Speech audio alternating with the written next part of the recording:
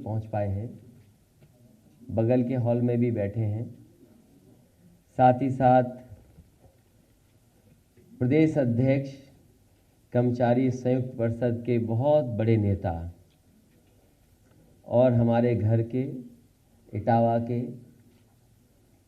बहुत ही प्रतिष्ठित परिवार से जुड़े रहे। मैं इनका श्री हरि किशोर तिवारी जी का बहुत बहुत स्वागत समाजवादी पार्टी में कर रहा हूँ। वो अकेले नहीं, बड़ी संख्या में उनके साथ आए हैं। मैं कुछ ही लोगों का नाम बोल पा रहा हूँ।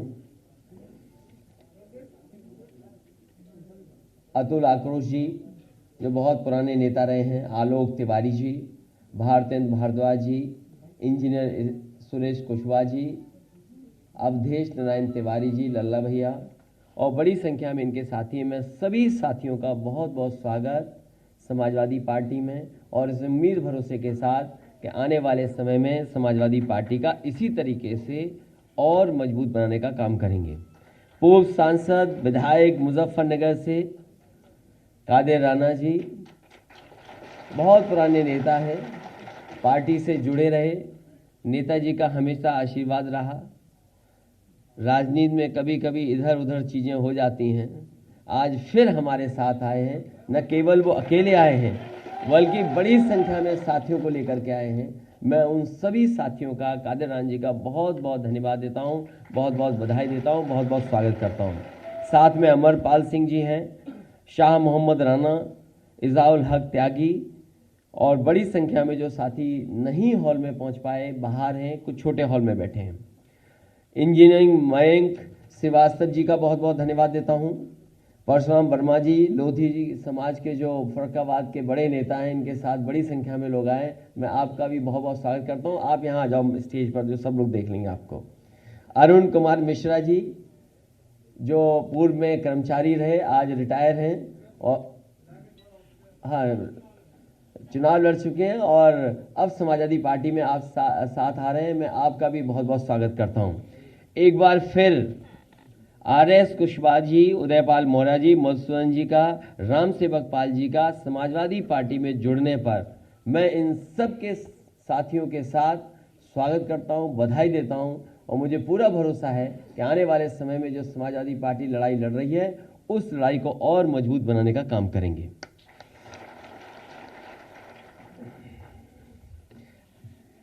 मैं अपने हरि किशोर तिवारी जी को, जो कर्मचारी संयुक्त उसके अध्यक्ष हैं, मैं उन्हें भरोसा दिलाता हूं कि हमेशा कर्मचारियों के सवालों पे आपने सरकार को घेरा, मदद भी की उनकी। आज आप समाजवादी पार्टी से जुड़ रहे हैं। समाजवादी पार्टी के जुड़ने से न केवल कर्मचारियों का भरोसा बढ़ेगा बल्कि बड़ी संख्या में जो आपसे जुड़े लोग हैं उनका भी भरोसा बढ़ा है। हम आपको भरोसा दिलाते हैं कि जब घोषणा पत्र बनेगा उसमें तमाम कर्मचारियों की समस्याओं का समाधान कैसे हो, उसका रास्ता निकालने का भी घोषणा पत्र में हम लोग शामिल करेंगे और समय समय पर जब आप कर्मचारियों की समस्या बताएंगे, उन समस्याओं का समाधान कैसे हो, कैसे निकले, उसका भी रास्ता निकालने का काम हम लोग करेंगे।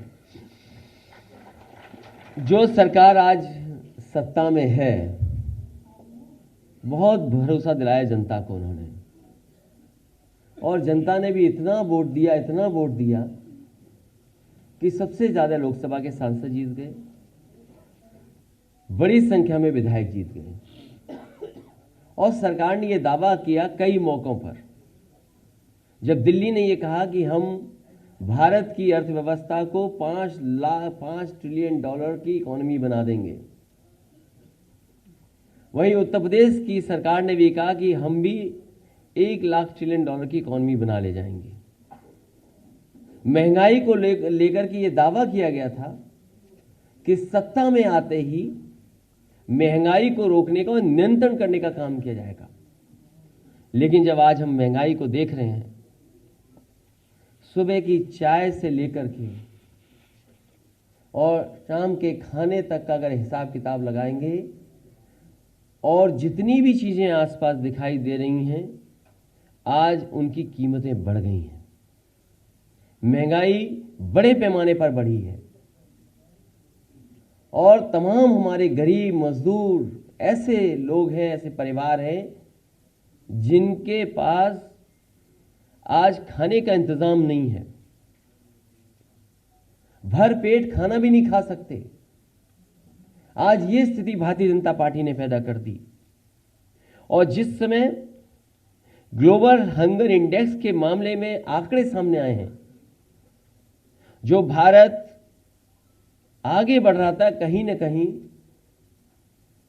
भुखमरी से लड़ना था जिस भारत को, यहां की सरकारों को वो इंतजाम करने थे, लेकिन वो इंतजाम नहीं किए। आज भारत पाकिस्तान, बांग्लादेश, नेपाल से भी पीछे छूट गया है। तो जो लोग सपना दिखा रहे थे $5 ट्रिलियन इकोनॉमी का, उत्तर प्रदेश की सरकार $1 ट्रिलियन इकोनॉमी का, और हमारे लोग भूखे सो जाएं, जो आने वाली पीढ़ी है उसके बारे में ये आंकड़े निकल करके आए कि सबसे कम वजन के बच्चे अगर कहीं हैं तो भारत में है, सबसे ज्यादा कुपोषित बच्चे अगर कहीं हैं तो उत्तर प्रदेश में है। ये आंकड़े अगर आए तो ये आंकड़े इसीलिए हैं कि भारतीय जनता पार्टी के लोग गलत रास्ते पे चल रहे हैं। और ये वही सरकार है जिसने कहा कि हम न्यूट्रिशनल वैल्यू बढ़ा देंगे, खाने का इंतजाम अच्छा करेंगे। जो लोग कहते हैं कि गरीबों को हम इतने बड़े पैमाने पे गेहूं, इतने बड़े पैमाने पे हम चावल दे रहे हैं, ये कौन सा गेहूं, कौन सा चावल दे रहे हैं जिससे कि आज हमारे देश के बच्चों का पेट नहीं भर पा रहा। मुझे याद है जब समाजवादी सरकार थी तो बच्चों को हफ्ते में 1 दिन दूध देने का इंतजाम किया जाता था। जो हमारे गरीब लोग थे, समाजवादी पैकेट बुंदेलखंड में और उत्तर प्रदेश के कुछ हिस्सों में जब बांटा जा रहा था तो उसमें घी, 1 किलो घी, 1 किलो मिल्क पाउडर का भी इंतजाम किया जाता था, जिससे कि हमारे गरीब परिवारों को पर्याप्त और अच्छा भोजन मिल जाए, न्यूट्रिशनल फूड मिल जाए उनको। मुझे याद है जिस समय मथुरा के किचन का अक्षय पात्र का उद्घाटन हुआ था, जब वहां की संस्था ने कहा कि वो बच्चों को गर्म खाना दे सकते हैं और ऐसा खाना भी उपलब्ध करा सकते हैं जिससे कि बच्चों का स्वास्थ्य अच्छा होगा, खाने की न्यूट्रिशनल वैल्यू अच्छी होगी। उसी समय समाजवादी सरकार ने फैसला लिया और 10 किचन और उत्तर प्रदेश में बन जाएं, उनका पैसा बजट से दिया गया।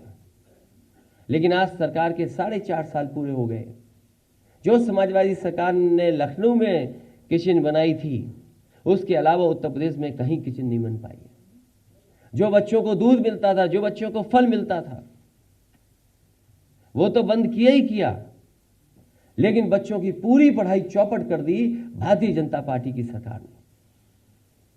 पूरी पढ़ाई बर्बाद हो गई है। आज पढ़ाई का कोई इंतजाम नहीं है।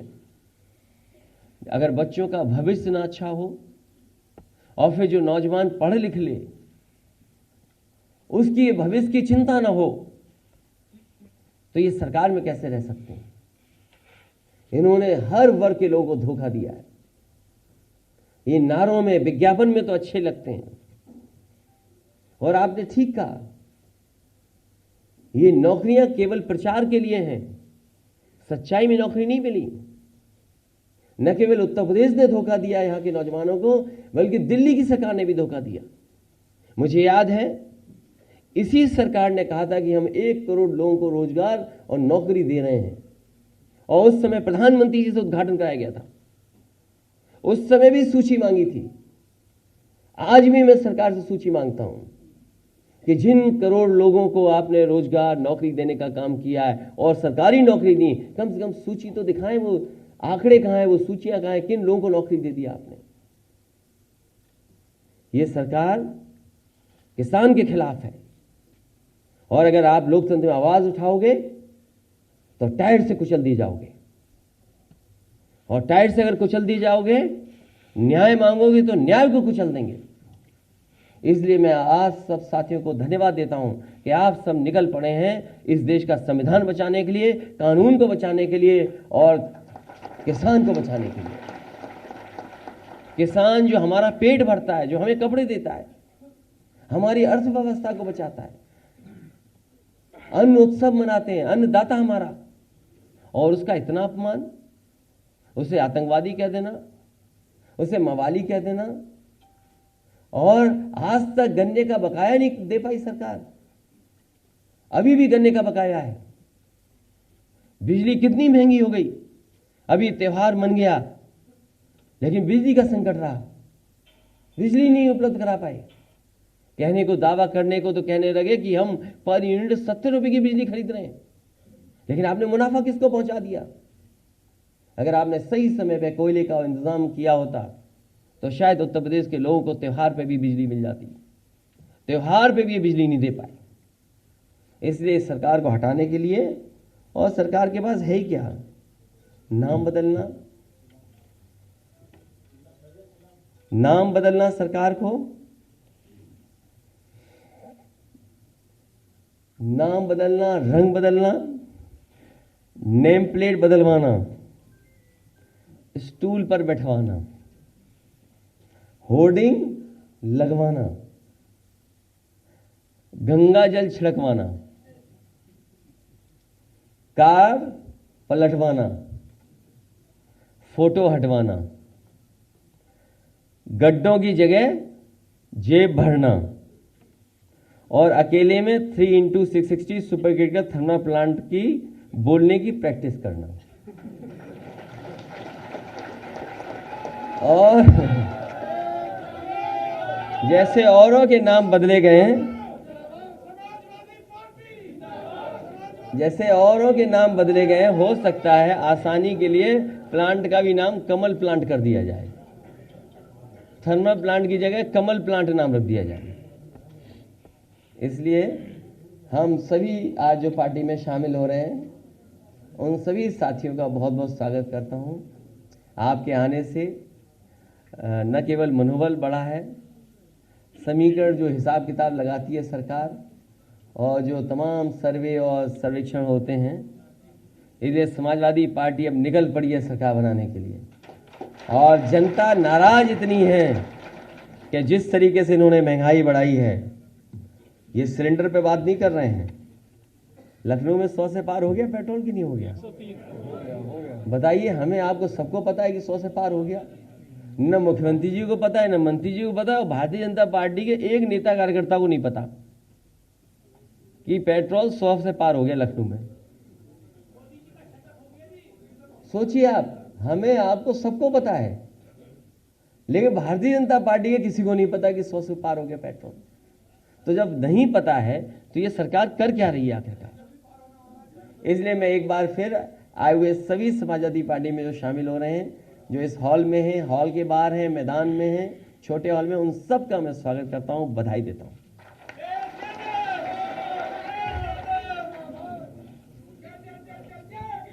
अभी नारे मत लगाइए, सभी से हमारा निवेदन है कि नारे न लगाएं। अगर कोई पूछना है तो पूछ सकते हैं, नहीं तो फिर हम चलें। अभी एक गाना लॉन्च होना है, शायद हो गया लॉन्च। विधानसभा उपाध्यक्ष पद पे आज मंत्री ने बोला है कि समाजवादी पार्टी प्रत्याशी नहीं दे पाई है।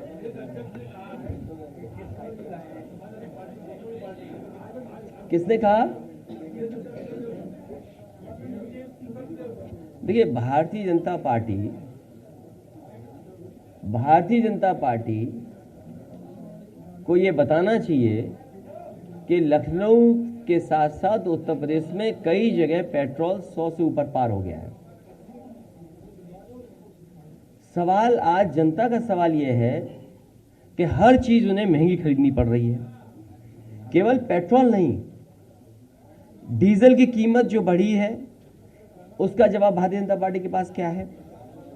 जो एलपीजी सिलेंडर की कीमत बढ़ी है, उसका क्या जवाब है? जो सरसों का तेल, मैं अभी बुंदेलखंड गया था और मैं बुंदेलखंड के किसान भाइयों को और वहां के नौजवानों को कह के आया हूं कि हर जिले में मंडी बनी थी। जब से 3 काले कानून आ गए हैं भारत सरकार के, मंडियां रोक दी गई हैं, मंडियों का काम रोक दिया गया, उनका निर्माण नहीं हो रहा है। आखिरकार किसान को कहां मिलेगी उसकी कीमत? तो ये भारतीय जनता पार्टी को पता ही नहीं है कि सरसों का तेल 200 रुपये पार हो गया। और अगर भारतीय जनता पार्टी से आप पूछेंगे सरसों का तेल क्यों महंगा हो गया, तो वो कहेंगे कि सरसों के तेल पे हम मिलावट नहीं कर पा रहे हैं, इसलिए सरसों का तेल महंगा है। और मिलावट करने के लिए अब बड़े बड़े उद्योगपतियों को सुविधा देने जा रहे हैं।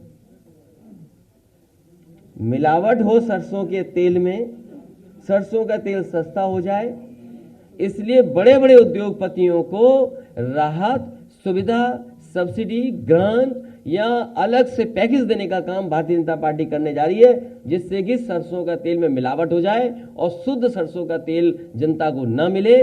वो मिलावट का सरसों का तेल खाएं, पिएं, लें और उससे लाभ पहुंचा रहे बड़े लोगों को। तो क्या बीजेपी को नहीं पता? ये जो बीजेपी के लोग हैं, गुस्सा कौन करता है? जिसके हाथ से सब चीज फिसल जाती है। अब समय गया इनका, उनको पता है कि जनता बैठी हुई है कि कब इनकी कुटाई करने का मौका मिल जाए। वोटों से कुटाई होगी इस बार इनकी, वोटों से कुटाई होगी। सम्मेलन आज मुख्यमंत्री कर रहे हैं, किसका सम्मेलन कर रहे हैं? सम्मेलन कर रहे हैं, वहां गए थे, उन्होंने वो खुद ही पिछड़े नहीं है? वो पिछड़ों के लिए, वो क्या खुद पिछड़े हैं क्या? कौन?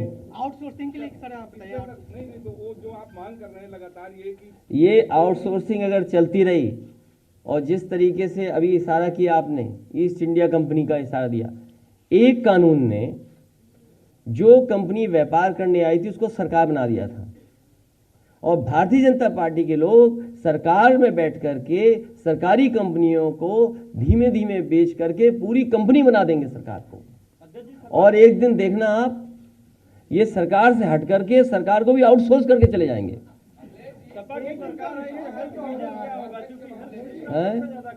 क्या चीज? स्टेट का हेल्थ विजन सबसे खराब है। सपा की सरकार आई तो हेल्थ विजन क्या होगा? अब उद्घाटन पे उद्घाटन, शिलान्यास का शिलान्यास, और भारतीय जनता पार्टी के सबसे बड़े नेता, उनके नाम पर मेडिकल यूनिवर्सिटी का शिलान्यास हुआ था लखनऊ में। वो जब चल रही है, डॉक्टर राम मनोहर लोहिया, हमारा जो मेडिकल कॉलेज नेताजी ने हम लोगों ने बनाया था, उसके 9th फ्लोर पे। तो जो लोग 4.5 साल में अटल बिहारी वाजपेयी जी के नाम पर मेडिकल यूनिवर्सिटी नहीं बना सकते, कोविड के समय पर लोगों को अनाथ छोड़ सकते हैं, उनसे क्या उम्मीद करोगे स्वास्थ्य सेवाओं की? इसलिए इनको हटाइए, उत्तर प्रदेश का स्वास्थ्य बेहतर करिए, समाजवादी सरकार लाइए जिससे कि स्वास्थ्य सेवाओं को बेहतर कर सकें।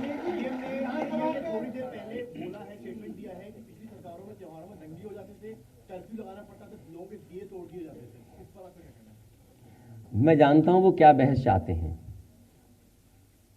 मैं जानता हूं सरकार के लोग क्या चाहते हैं। जो तेल दियों में डलेगा उसकी कीमत क्या है, क्या मुख्यमंत्री जी नहीं जानते? जो दिए में तेल जलेगा, और इनकी सरकार के बारे में क्या कहें? जो जनता को कहा कि भीगे दिए जलेंगे, जलाए सरसों के, वही मिलावट वाले दिए जलाए थे। ये मिलावट वाले लोग हैं, धोखा देने वाले लोग हैं, झूठ बोलने वाले लोग हैं, धुआं उड़ाने वाले लोग हैं। इनसे क्या उम्मीद करोगे आप? और जो किसान अपनी मांग करे तो उस पर टायर चढ़ा देंगे। विधानसभा के उपाध्यक्ष पद का चुनाव हो रहा है, उसमें आपकी पार्टी से भी कैंडिडेट खड़े हुए और बीजेपी ने नितिन अग्रवाल को अपना उम्मीदवार बनाया। मुख्यमंत्री कह रहे हैं कि हम परंपराओं का निर्वहन कर रहे हैं, सपा नहीं कर रही है।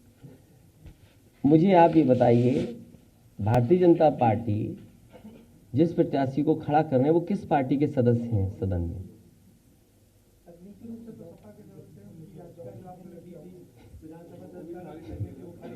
तो सोचिए, जो सरकार शिलान्यास का शिलान्यास करती है, उद्घाटन का उद्घाटन करती हो, तो आप जवाब नहीं समझ में आ रहा आपको? अखिलेश जी, जो महंगाई का प्रश्न आपने उठाया है उसके बारे में सरकार, केंद्र सरकार ये कहती रही है कि हम गरीबों के जन कल्याणकारी योजनाएं बना रहे हैं, उसमें खर्चा बहुत आता है, इसलिए पेट्रोल के दाम ज्यादा देने पड़ेंगे, डीजल के दाम ज्यादा देने पड़ेंगे। क्या कहेंगे आपकी उधर से लेके इधर? तो गरीब जनता को साइकिल पे चलना चाहिए, हम धन्यवाद देते हैं। इस बार गरीब जनता साइकिल के साथ जा रही है।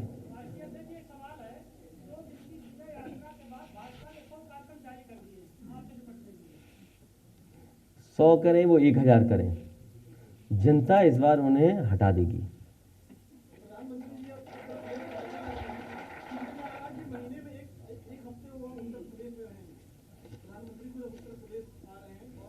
ये खबरें क्यों खबरी की खबरों बनाते हो?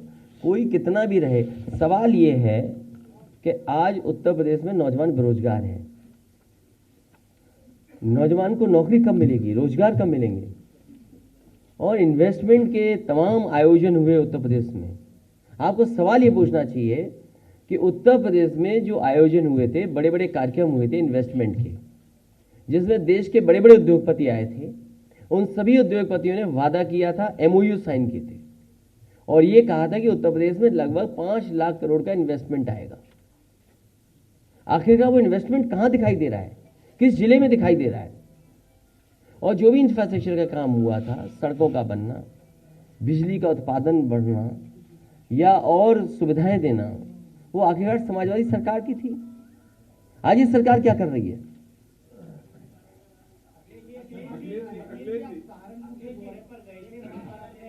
तुम्हारा आखिरी सवाल, फिर इसका जा रहे हैं। आपको क्या चिंता है गुटबाजी की? आप भारतीय जनता पार्टी के इंजन से इंजन टकरा गए, उसके बारे में तो लिखते नहीं, ना बोलते हो। एक नहीं नहीं नहीं नहीं नहीं ये बहुत अभी नए हैं पत्रकार, ये अभी आए हैं, इन्हें ये नहीं पता उत्तर प्रदेश में मुख्यमंत्री बनना था किसी और को। वो अपना पूजा पाठ कर रहे थे, जब तक पूजा पाठ खत्म नहीं हुई बन कोई और गया मुख्यमंत्री। और एक अधिकारी रिटायर होकर के मंत्री बनने आए थे, डिप्टी CM बनने आए थे, उनको मन मर्जी का घर भी नहीं मिला है। वो अपनी मन मर्जी का घर उन्हें अलॉट हो गया था, वो घर भी छीन लिया गया। तो हमारी एक जिले की, एक ब्लॉक में, तहसील में कहीं गुटबाजी है, उसकी चिंता है। जो इंजन से इंजन टकरा रहे हैं उनकी कोई चिंता ही नहीं आपको। बड़े पत्रकार हो शायद, हैं? देखिए, मुख्यमंत्री से बड़ा झूठ कोई बोल ही नहीं सकता। मैं तो उनसे कहूंगा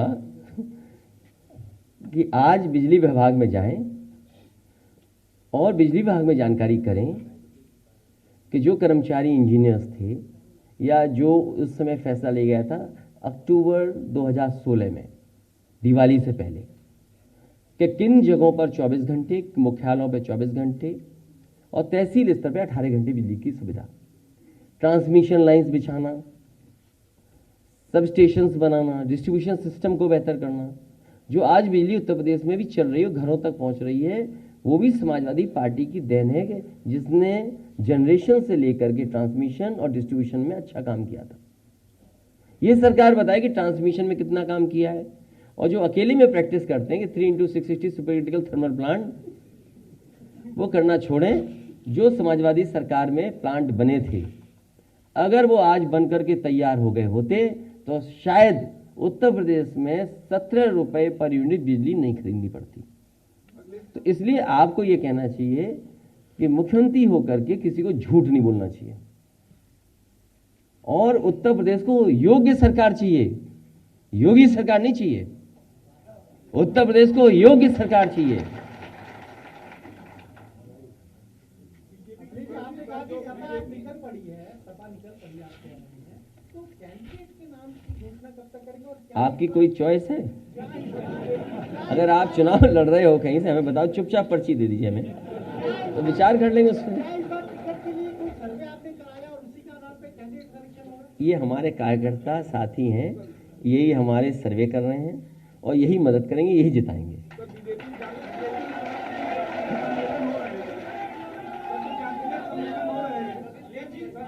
सम्मेलन हो रहे हैं जाति जनगणना को लेकर, क्योंकि आप लगातार ये बात, समाजवादी पार्टी का मानना है जाति जनगणना हो। जितने भी पिछड़े हमारे समाज के लोग हैं, सभी चाहते हैं जाति जनगणना हो। समाजवादी पार्टी इस पक्ष में है कि जाति जनगणना होनी चाहिए। एक समय पर जब कांग्रेस की सरकार थी, लोकसभा के अंदर नेताजी आदरणीय लालू प्रसाद यादव जी, आदरणीय शरद यादव जी, तीनों ने मिलकर के और दक्षिण भारत के कई प्रोमिनेंट लीडर्स ने मिलकर के कांग्रेस से भी ये कहा था कि कांग्रेस जाति जनगणना करे। कांग्रेस ने नहीं कराई। आंकड़े आज भी हैं, हजारों करोड़ रुपए खर्च हुए हैं सेंसस पे और फिर जनगणना होने जा रही है। समाजवादी पार्टी की मांग है कि सभी जातियों की जनगणना होनी चाहिए। पिछड़ों की आबादी कितनी है इसकी भी जनगणना होनी चाहिए। प्राइवेट सेक्टर आरक्षण पर क्या कहना है? हम पक्ष में हैं, उसमें क्या सोचना है, दिमाग क्या लगाना उसमें। क्या चीज? अब हमारे पास कर्मचारियों के नेता आ गए हैं, अब हम विचार करेंगे। हर बात अभी खोल देंगे तो बीजेपी नकल कर लेगी। जिस बीजेपी ने कोई काम नहीं किया वो कुछ नकल कर लेगी। बीजेपी के अध्यक्ष कह रहे हैं कि दिल्ली जाने में काफी आराम हो गया जब से योगी जी आए हैं, बसें बहुत अच्छी हो गई। पानी के जहाज से जाते हैं क्या? जाते तो एक्सप्रेस वे से ही होंगे।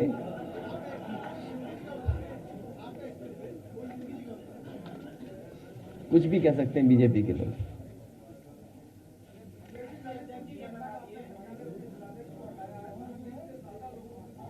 उसमें कई पार्टियां थी और उसको कार्रवाई कर दी और पुलिस अपना कार्रवाई करे, बेटी को न्याय मिले।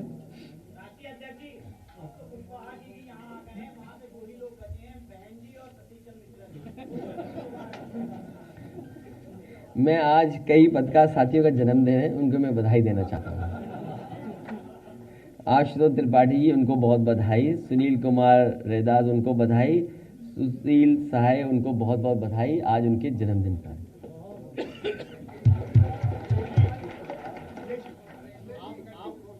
आप मायावती जी को लेकर कुछ नहीं बोलते हैं, आप मायावती जी को लेकर कुछ नहीं बोलते हैं, पर जितने बड़े दिग्गज नेता बसपा के वो सब सभा में आ रहे हैं, क्या मतलब है? अब मुझे समझ नहीं आया, आप समझा दो मुझे।